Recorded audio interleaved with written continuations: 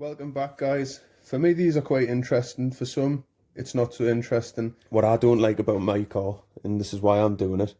So this side here, as you can see, the front wheel moves quite a lot, and that's by grabbing it by the top of the wheel. Same with the rear. If I grab the top of the wheel, there's just so much play in there, and I don't like it. But this side here, which I've already done, there's no play in there. As you can see, the car's moving as I'm trying to pull it now, and the same with the front. So I'll spin that round. The car's actually moving now rather than the wheel. So if that interests any of you guys, stick around and I'll show you how I've done it. So straight into it, I'll tell you on this one how I've ended up coming about it, or why. This is what I've seen anyhow. So just inside the hex, when this grub screw's retaining the pin, obviously there's still a lot of play there. So that's obviously got nothing to do with that grub screw going screwed in. It's the actual stub axle and the amount of play that's now in the hex. So we've got a little solution for that there. And just inside the top arm, there's a little bit of play there as well, but that's minimal.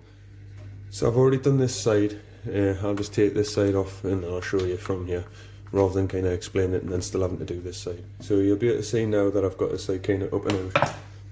And what I want to do is, so these little pieces come and they're actually like concaved on one side and then flat on the other side. As you can see, that's pretty flat.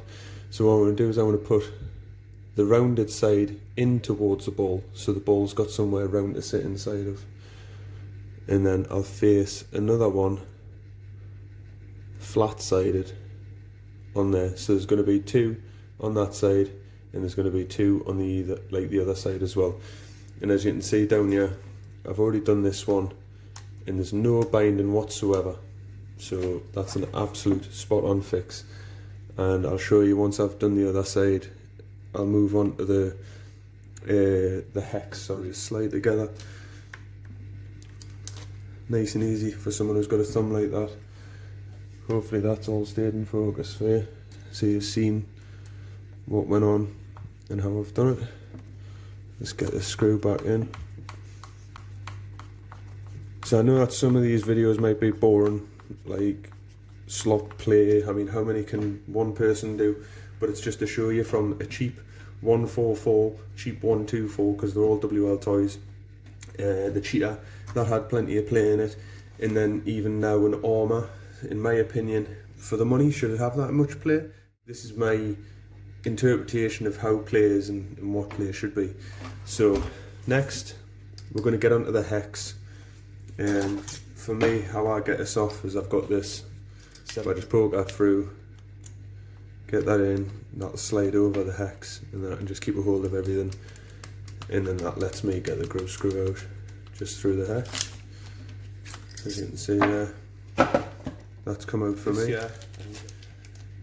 Is I don't know if I've even said the sizes, sorry, but this is a 2mm by 2mm O-ring. That's all it is, just in there, tiny little O-ring. And I think these work out at 5mm by 8. But you're probably thinking, so this is an M3 obviously, and this is a 2x2, so you've got to like really squeeze it over. If I can get that on for you. You've got to really squeeze it on and get it right up to the neck. And this is the reason why this has got to be small, because it's going to cause pressure inside of here when you put it back on. So the O-ring there is right behind here. In fact, I'll try and take it out so you can see. I'll try and explain it a tiny little bit better for you as to how it's working.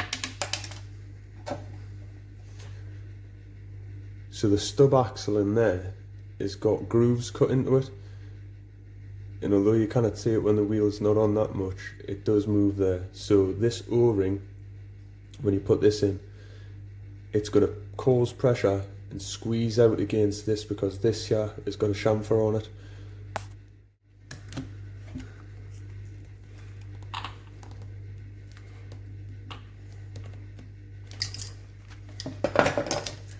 So that's my two little mods, if you want to call it, or I'm just going to call it my tinkering series. I like to just tinker around with my cars. I'm not a professional or anything. I don't think anyone's a professional really when it comes to RCs.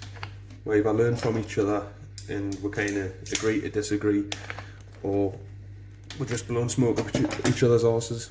So this is it. I'll just give you a little, if you can make this out. So this is the tyre I've done first of all, and this is the one that I've just done on camera for you guys. The rear, I've just done the rear as well before I obviously switch the camera back on. That's absolutely fine. So all 4 of my tyres are done now. I'm happy with that. I don't know if you guys like these play or slop videos, or if you're starting to get sick of them, but just let us know in the comments and I can move on to other things. But anyways, that's what they are. Like I said, I'm not too sure if I said in the beginning, 2mm by 2mm O-rings, and these are 5 by 8. I'll put a link to them in the description for anyone who wants to do this. But anyways guys, I'm off. Stay safe, and as always, I'll catch you in the next one.